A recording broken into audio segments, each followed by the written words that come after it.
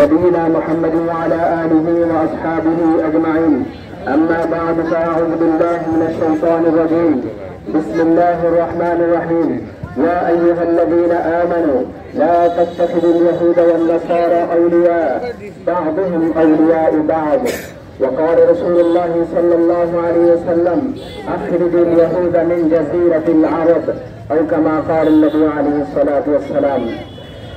সংগ্রামী সমাবেশ উপস্থিত সর্বস্তরের তৌহিদি জনতা, আমরা আজকে এই বিশাল জনসভায় কেন উপস্থিত হয়েছি? সারা বিশ্বের মুসলমানরা, সারা দুনিয়ার মানবতার মানুষেরা আজকের এই দিবসে বিক্ষোভে ফেটে উঠছে। আজকের এই দিবসে রাস্তায় রাস্তায় মিছিল সমাবেশ করছে।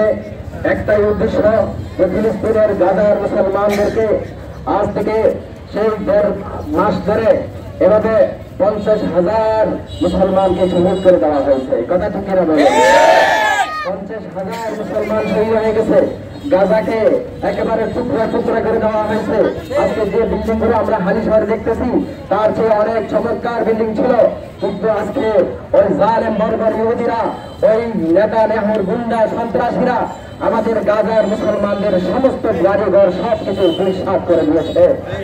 আর নিষ্পাপ শিশুদেরকে কিভাবে হত্যা করা হচ্ছে, তাদের রক্ত থেকে, শরীর থেকে, দেহ থেকে এভাবে রক্তের ফিনকি বের হচ্ছে। আজকে কোথায় জাতিসংঘ, কোথায় মানবতার দরদি ভাইরা? আজকে তোমাদের চোখে কেন পড়ে না? তোমরা তোমাদের চোখের মধ্যে কেন পর্দা দিয়ে আসেছো? সম্মানিত যুব সমাজ, আজকের এই বিশাল সমাবেশ থেকে আমরা বলতে চাই, আমাদের নবী মুহাম্মদ রাসূলুল্লাহ সাল্লাল্লাহু আলাইহি ওয়াসাল্লাম আজ থেকে 1,500 বছর পূর্বে আমাদেরকে নির্দেশ দিয়েছেন, বিশেষ করে আরবদেরকে নির্দেশ দিয়েছেন। রাসূল সাল্লাল্লাহু আলাইহি ওয়াসাল্লাম বলেন, আখরিজুল ইয়াহুদা মিন জাযীরাতিল আরব, আরবের উপদ্বীপ থেকে ইহুদিদেরকে বের করে দাও। মুহাম্মদ রাসূলুল্লাহ সাল্লাল্লাহু আলাইহি ওয়াসাল্লাম ইহুদিদেরকে বের করে দেওয়ার জন্য বলছে। আর আজকে সৌদি শাসক থেকে নিয়ে মধ্যপ্রাচ্য শাসকরা আজকে ইসরায়েলিদেরকে, ইহুদিদেরকে জামায় আদর করতেছে। সত্যিকার যদি মুসলমান হয়ে থাকো, এই সৌদি আরবের শাসক তোমাদেরকে বলতে চাই, এক্ষুনি মুহাম্মদ সাল্লাল্লাহু আলাইহি ওয়াসাল্লামের নির্দেশ পালন করার জন্য পুরা আরব বিশ্ব থেকে এবং ফিলিস্তিনের ভূখণ্ড থেকে ইসরায়েলকে বের করে দাও। যদি সেই দায়িত্ব পালন না করো, ক্ষমতা থেকে বের হয়ে যাও। তোমাদের এই ক্ষমতা আমাদের দরকার নাই। হেফাজতের জন্য আল্লাহর লাখো লাখো বান্দারা আছে। সম্মানিত হাজিরিন, মধ্যপ্রাচ্যের জন্য যেরকম ওই ইসরায়েল পিছপোড়া, আমাদের এশিয়া মহাদেশের জন্য পিছপোড়া হচ্ছে ভারত। এই ইহুদিরা, এই ইসরায়েল যেরকম মসজিদ আকসাকে ধ্বংস করার জন্য লেলিয়ে আছে, ঠিক তদ্রুপ মোদির পুতেরা এই ভারতের মধ্যে আমাদের বাবরি মসজিদকে শহীদ করে দিয়েছে। বাবরি মসজিদ 500 বছরের ঐতিহ্যবাহী মসজিদ, এই বাবরি মসজিদকে শহীদ করে দেওয়া হয়েছে। এভাবে ভারতের এই রমজান মাসের মধ্যে ভারতের মুসলমানদেরকে তারাবি পড়তে দেয় নাই, সেহরি খাইতে দেয় নাই। এবং গত 2 দিন আগে ভারতের সংসদের মধ্যে মোদী সরকার একটা বিল পাস করেছে, ওয়াকফ বিল নামে। এই বিলের মধ্যে কি বলা হয়েছে? অর্থাৎ মুসলমানদের যত অর্থনীয় সম্পত্তি আছে এগুলো সবকিছু বাজেয়াপ্ত করা হবে। সম্মানিত ভাইয়েরা, যদি ভারতের মুসলমানদেরকে তাদের সম্পত্তিগুলো যদি বাজেয়াপ্ত করা হয়, তো ভারতের মুসলমানদের জন্য নামাজের কোনো জায়গা থাকবে না, কবরস্থানে দাফন করার জন্য কোনো জায়গা থাকবে না। কথা ঠিক কিনা বলুন? আমরা মোদী সরকারকে বলতে চাই, আমাদের নবী মুহাম্মদ রাসূলুল্লাহ সাল্লাল্লাহু আলাইহি ওয়াসাল্লাম আজ থেকে 1,500 বছর পূর্বে আমাদেরকে ভবিষ্যৎবাণী শুনিয়েছেন। আবু হুরায়রা রাদিয়াল্লাহু তাআলা থেকে রওয়ায়াত সুনানে নাসাইর মধ্যে আসছে, রাসূল সাল্লাল্লাহু আলাইহি ওয়াসাল্লাম বলেন, ইসাবাতানি মিন উম্মতি আহরাজাহুমুল্লাহু মিনান নার, আমার উম্মতের দুটি জামাত, আমার উম্মতের দুটি সম্প্রদায় এমন আছে, আল্লাহ রাব্বুল আলামিন নিজ কুদরতি হাতে তাদেরকে জাহান্নাম থেকে মুক্তি দিবেন। এই হাদিস বলার পর আবু হুরায়রা রাদিয়াল্লাহু আনহু বলেন, ইয়া রাসূলুল্লাহ, সেই দুটি জামাতকে রাসূলুল্লাহ সাল্লাল্লাহু আলাইহি ওয়াসাল্লাম বলেন, ইসাবাতুন তাগযুল হিন্দা, একটি জামাত হচ্ছে যারা হিন্দুস্তানের মধ্যে জিহাদ করবে। হিন্দুস্তানের জিহাদ শুরু হয়ে গেছে মোদী সরকারের এই কার্যক্রমের মাধ্যমে। তারা যুদ্ধের দামামা বাজিয়ে দিয়েছে। অতএব মুসলমানদের জন্য সুসংবাদ, মুহাম্মদ রাসূলুল্লাহ সাল্লাল্লাহু আলাইহি ওয়াসাল্লাম বলেন, আমার উম্মতের একটি জামাত তারা ভারতের মধ্যে হিন্দুস্তানের সাথে জিহাদ করবে। আবু হুরায়রা বললেন, ইয়া রাসূলুল্লাহ, এই জিহাদের মধ্যে আমাদের করণীয় কি? রাসূল সাল্লাল্লাহু আলাইহি ওয়াসাল্লাম বলেন, তোমরা জান মাল যার যা কিছু আছে তাই নিয়ে ঝাঁপিয়ে পড়বে। আবু হুরায়রা রাদিয়াল্লাহু আনহু জিজ্ঞেস করেন, ইয়া রাসূলুল্লাহ, তাহলে আমাদের জন্য পুরস্কার কি?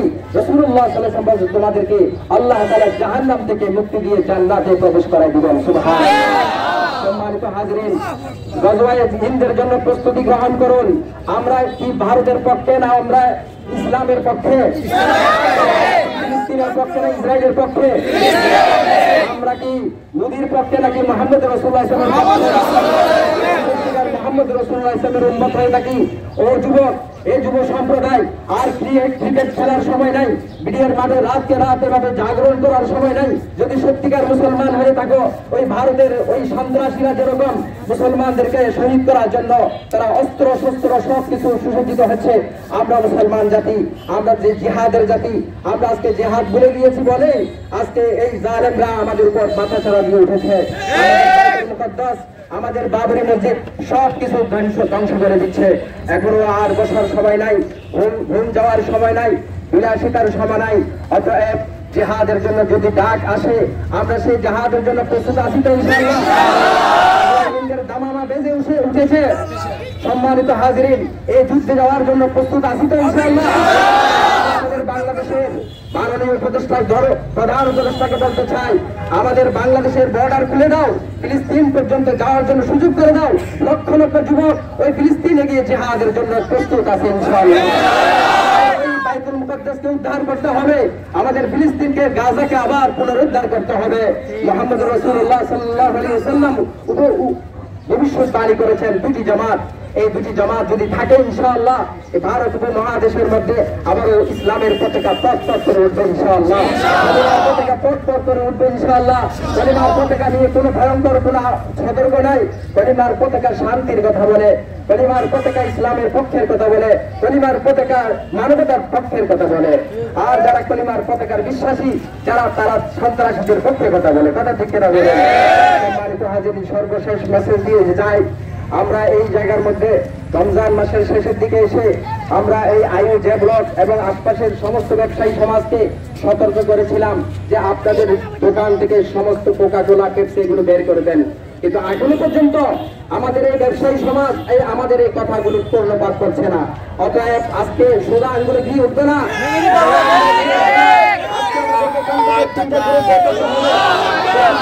প্রত্যেকটা দোকানে দোকানে গিয়ে মিছিলে যেতে হবে। এবং আজকে মাগরিবের নামাজের পর আমি কেন্দ্রীয় মসজিদ থেকে যারা দায়িত্বশীল আছেন, তারা আপনারা আপনাদের পক্ষের আশেপাশে যত এলাকা আছে সবগুলো দোকানে মিছিলে যাবো তো ইনশাআল্লাহ। এক নম্বরের মসজিদ থেকে যারা আসছি, আমরা আমাদের আশপাশের সমস্ত দোকানগুলোতে যাবো তো ইনশাআল্লাহ। মসজিদ থেকে যারা আসছি তারা ওখান থেকে দায়িত্ব পালন করবো তো ইনশাআল্লাহ। আসরের আগ পর্যন্ত আমরা একটা দায়িত্ব পালন করব, প্রত্যেকটি দোকানে গিয়ে মিছিলে আমরা এই সমস্ত পণ্যগুলোকে বের করার জন্য চেষ্টা করবো তো ইনশাআল্লাহ। শিখাচ্ছেন না নাকি ফিলিস্তিনের মুসলমানদের রক্ত খাইতেছে? হ্যাঁ, মুসলমানদের কোন গায়রত নাই, আত্মমর্যাদা বলতে কিছু নাই। ওই ঈদের দিন পর্যন্ত পেপসি সেভেন-আপের মধ্যে ডুবে আছে। আপনারা আমাদের আশপাশের সমস্ত ব্যবসায়ীদেরকে, যদি কোন ব্যবসায়ী যদি ডিনাই করে, কোন ব্যবসায়ী যদি এটার প্রতিহত করার জন্য চেষ্টা করে, তাহলে আমরা সবাই একযোগে ঝাঁপিয়ে পড়বো, প্রমাণ করে দেবো ইহুদিদের দালালেরা হুঁশিয়ার, সাবধান। জোরদার ভাবে আমরা এই স্লোগান তুলবো, এই দোকানকে বয়কট করা হোক। Boycott boycott boycott boycott, Pepsi seven-up boycott boycott, Pepsi seven-up boycott boycott, Israeli পণ্য বয়কট বয়কট। জোরদার ইমানি কণ্ঠে আওয়াজ তুলবো এবং পুরা এই আলী শহরের মধ্যে সমস্ত দোকান থেকে, আমরা তো ফিলিস্তিনে যেতে পারছি না, আমরা তো ওখানে গিয়ে যুদ্ধ জিহাদ করতে পারতেছি না, কিন্তু আমরা কি এই দায়িত্ব পালন করতে পারবো না? 4-5টা মসজিদের এখানে আশা করি মুসল্লিরা আছেন, প্রত্যেক মসজিদের ইমাম সাহেবকে সাথে নিয়ে, মুয়াজ্জিন সাহেবদেরকে সাথে নিয়ে আমরা প্রতিটি দোকানে দোকানে মিছিল সহকারে যাবো তো ইনশাআল্লাহ। পুরো আলী শহরের মধ্যে একটা বিপ্লব সৃষ্টি করতে হবে। এখন থেকে কোনো ইসরায়েলি পণ্য দোকানে থাকতে পারবে না, কোনো ইসরায়েলি পণ্য ব্যবহার করতে পারবে না। মুসলমানরা অবুঝ মুসলমান, গায়রত নাই। এই জন্য যেহেতু তাদের গায়রত বলতে নাই, তাদেরকে গায়রত শিখাতে হবে। আমাদেরকে আমাদের পায়ে দাঁড়াতে হবে, জাতিসংঘকে বাতিল করতে হবে। আমেরিকার বিরুদ্ধে সবচাইতে বড় শয়তান ফাকাতিলু আইম্মাতাল কুফরি, আল্লাহ তাআলা বলেন কাফেরদের বড় লিডারের সাথে লড়াই করো। ছোটখাটো লিডারের সাথে লড়াই করে ফায়দা নাই, বড় লিডার আমেরিকা। এই আমেরিকাকে ঠেকাতে হবে। এই আমেরিকা জালেম ইরাকের মধ্যে হাজার লক্ষ লক্ষ মুসলমানকে শহীদ করেছে। এই আমেরিকা জালেম আফগানিস্তানের জমিনের মধ্যে 20 বছর ধরে সেখানে মুসলমানদেরকে শহীদ করেছে। এবং সেই মর্দে মুজাহিদরা মোল্লা উমরের বীরের জাতি, তারা দুনিয়ার মুসলমানকে বলতে চায় আমেরিকাকে কিভাবে ঠেকাতে হবে। আসো আফগানিস্তান থেকে শিখো, সৈনিক থেকে শিখো, আমেরিকাকে তাড়াতে হয়। না জানি সুবানি খাইয়ে সেখানে তাদেরকে তাড়িয়েছে ওই তালেবানের দল, ওই মোল্লা উমরের সৈনিক। অতএব আমাদেরকে ইস্পাত কঠিন নিয়ে সেই মোল্লা উমরের মধ্যে শপথ গ্রহণ করতে হবে। আমাদের এই জমিনের মধ্যে কেউ কোনো ভারত চলবে না, কোনো আমেরিকার কানুন আমরা মানতে চাই না। 90% মুসলমান। আপনারা বলেন যে আমরা গণতন্ত্র প্রতিষ্ঠা করতেছি, আচ্ছা ঠিক আছে, আপনাদের কাছে আমরা বলবো এখানে মুসলমান 90% মুসলমান নাকি হিন্দু? কথা বলেন, ঠিক আছে? এই দেশের সংখ্যাগরিষ্ঠ মুসলমান নাকি হিন্দু? আপনাদের গণতন্ত্র অনুযায়ী 90% মুসলমানের দেশে কোরআনী শাসন ছাড়া আর কোন শাসন আমরা মানতে চাই না। আপনাদের কথা অনুযায়ী গণতন্ত্রের ফর্মুলার যদি আমাদের সাথে কথা বলতে চান, তাহলে আমরা বলবো এদেশের 90% মুসলমানরা কোরআনের আইন প্রতিষ্ঠা করতে চায়। কথা ঠিক করে বলে আমরা মুহাম্মদ রাসূলুল্লাহ সাল্লাল্লাহু আলাইহি ওয়াসাল্লাম এবং খেলাফত আলা মিনহাজুন নবুওয়া সেই পথ ধরে আমাদেরকে আগাতে হবে। আমাদেরকে আজকের এই বিশাল জনসমাবেশে যারা আমরা এসেছি, আপনাদের সকলকে আন্তরিক মোবারকবাদ জানাই। আমাদের মুহতারাম আমরা অত্যন্ত মর্মাহত যে মুহূর্তে আমাদের প্রথম কেবলা এবং অসংখ্য নবীদের জন্মভূমি ফিলিস্তিনের গাজাকে মাটির সাথে মিশিয়ে দেওয়া হয়েছে। আমরা মনে করি ইসরায়েলের নেতানিয়াহু মানুষ না, মানুষ রূপে একটা জানোয়ার। আমেরিকার ষড়যন্ত্র আছে, আমেরিকা এখনো বুঝতে পারে না ইন্নাকা তুসারফিকালা শাদীদ, আল্লাহর গজব কত মারাত্মক। আল্লাহ যখন ধরা দিবে ওই গাজাকে যেরকম পরিণতি করেছে, আল্লাহ তাআলা আগুন দিয়ে আমেরিকাকে একটা স্টেটকে এরকম করেছে, তারপরে তাদের শিক্ষা হয় নাই।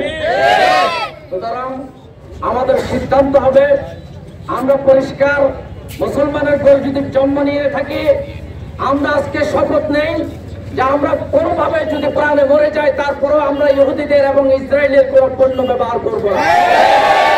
আমরা 50 টাকা দিয়ে একটা ইসরায়েলের পানিও কিনে 25-30 টাকা তাদেরকে মুহূর্তের ভিতরে তাদেরকে ট্রান্সফার করে দিচ্ছি। কোটি টাকার মালিক বানিয়ে দিচ্ছি, অস্ত্র কেনার জন্য আমরাই তাদেরকে ব্যবস্থা করে দিচ্ছি। আল্লাহর নামে হলফ করুন, ইসরায়েলি কোন জিনিস ব্যবহার করবো না। বলেন ঠিক না ঠিক বলেন? তারপরে 2 নম্বর হচ্ছে আমরা দাবি করব রাষ্ট্রীয়ভাবে বাংলাদেশ সরকারের পক্ষ থেকে ইসরায়েলি সমস্ত জিনিসের উপরে নিষেধাজ্ঞা আরোপ করা হোক রাষ্ট্রীয়ভাবে। আমরা দাবি করি বাংলাদেশের পক্ষ থেকে রাষ্ট্রীয়ভাবে আন্তর্জাতিকভাবে নিন্দা প্রস্তাব করা হোক। ইসরায়েলের বিরুদ্ধে কূটনীতিক সমস্ত সম্পর্ক ছিন্ন করা, ইসরায়েলের বিরুদ্ধে পদক্ষেপ নেওয়া হোক। আমরা জানিয়ে দিতে চাই আমাদের গাজাকে ধ্বংস করে তোমরা আমাদেরকে মিঠাই দিতে পারো নাই। পুরা পৃথিবী আজকে গাজায় পরিণত হয়েছে, পৃথিবী ফিলিস্তিনে পরিণত হয়েছে। আমাদের যতক্ষণ পর্যন্ত মসজিদ আকসা উদ্ধার না হবে, আল্লাহর কসম করে বলে আপনারা পৃথিবীর থেকে অনুমতি দেন, বাংলাদেশ থেকে আমরা ভিসার ব্যবস্থা করেন, লক্ষ লক্ষ যুবক জীবন দেওয়ার জন্য ফিলিস্তিন রওনা হবে। অবধান করে যে কোনো পরিস্থিতিতে আপনারা তৈরি আছেন কিনা বলেন? পরিস্থিতি তৈরি আছেন কিনা বলেন? ফিলিস্তিন জিন্দাবাদ, জিন্দাবাদ। ইসরায়েল নির্বাচক, ফিলিস্তিন জিন্দাবাদ। সম্মানিত মুসলিম জনতা, আজকে আমরা সারা বিশ্বের মধ্যে মুসলিম যারা আছি, আমরা নির্যাতিত নিপীড়িত। কেন? আমরা সারা বিশ্বের মুসলমান যদি এক মনের হই, কালিমা পতাকা তলে যদি এসে যায়, আমাদের গায়ে হাত লাগানোর মতো কারো শক্তি নেই। আমরা একজনের ভিতরে একজন নাই, সবাই মসজিদে ঢুকি, কিন্তু কেউ কারোর প্রতি সুদৃষ্টি নেই, মহাব্বত নাই, ভালোবাসা নাই। নবী করিম সাল্লাল্লাহু আলাইহি ওয়াসাল্লামের সাহাবীদের মধ্যে মিল ছিল, একজনের গায়ে তার জ্বর উঠলে আরেকজনের গায়ে জ্বর উঠে যেত, একজনের মাথা ব্যথা করলে সবার মাথা ব্যথা করতো। আমাদের মাথা ব্যথা নাই। আমি সারা বিশ্বের মুসলমানদেরকে বলবো, আমরা মুসলমানিত্ব অর্জন করি, নবীর শিক্ষা অর্জন করি, সাহাবীদের অনুসরণ করি, আমরা একজন আরেকজনের ভাতৃত্ব অর্জন করি, আমরা একজন আরেকজনকে ভালোবাসি, আমরা মুসলমান সবাই এক হয়ে যাই। হাদিস এবং কোরআন অনুযায়ী এই ফিলিস্তিনের ঘটনাগুলো ঘটতেছে, ওরা বিলীন হয়ে যাবে। এই ইসরায়েল নয়, কাফের যত সব এক হয়ে মুসলমানদেরকে নিষ্পেষিত করবে, নির্যাতন করবে, এগুলো শুরু হয়ে গেছে। কিন্তু আমরা বসে আছি, আমাদেরও এক হয়ে সামনে চলতে হবে। আমাদের পাশে ভারত সারা রমজান আমাদের মুসলমানদেরকে নামাজ পড়তে দেয় নাই। গোষ্ঠী এরকম সীমানা টাকা দিয়ে মসজিদের উপর এরা ফলাফলি লাফালাফি করতেছে, মুসলমানদেরকে মসজিদে ঢুকতে দেয় নাই। এখন আমরা ভারতের পুষ্য হিসেবে ভারতের পক্ষে আমরা কথা বলি, ঠিক না? আজকে থেকে আমরা এখান থেকে প্রতিজ্ঞা করব, আমরা কোন ভারতের মোদীর গোষ্ঠীর হিন্দুদের সাথে আমাদের কোনো আঘাত হবে না, আমরা কোন ইহুদিবাদীদের সাথে আমাদের সম্পর্ক থাকবে না। মুসলমান আমরা ভাই ভাই, সারা বিশ্বের মুসলমান আমরা এক। আমরা কারো কেউ দুশ্মন নয়, আমরা সবাই এক কথায় চলবো। আজকে থেকে এই ভারতের কোন পণ্য আমরা রাখবো না দোকানে। আমি আমার প্রধান উপদেষ্টাকে বলবো, আপনি যেরকম ছিলেন সেরকম থাকেন, আপনি মোদীর সাথে আঘাত করিয়েন না। গজয় হিন্দ অবশ্যই অবতীর সম্মুখে গজয় হিন্দের জন্য উপস্থিত হই। দল নির্বিশেষে আমাদের কোন দল নাই, আমরা মুসলমান এক দল, আমরা এক দল, আমরা এক দলের মত হয়ে আমরা আমাদের মুসলমানের বিপক্ষে যে চলবে তার বিপক্ষে আমরা চলে যাবো। আমরা না করলাম, ইসরায়েলের পণ্য কোনো ব্যবসায়ী কোন দোকানদার দোকানে রাখবেন না। আমি বলবো, আপনি যদি ইসরায়েলের কোন পণ্য রাখেন, আপনি একজন ইসরায়েলের সদস্য। আগামীতে কমিটি গঠন করে ইসরায়েলের পণ্য কার কার দোকানে আছে এই দোকান সহ আমরা বয়কট করবো। টাকার কমিটি দান করো।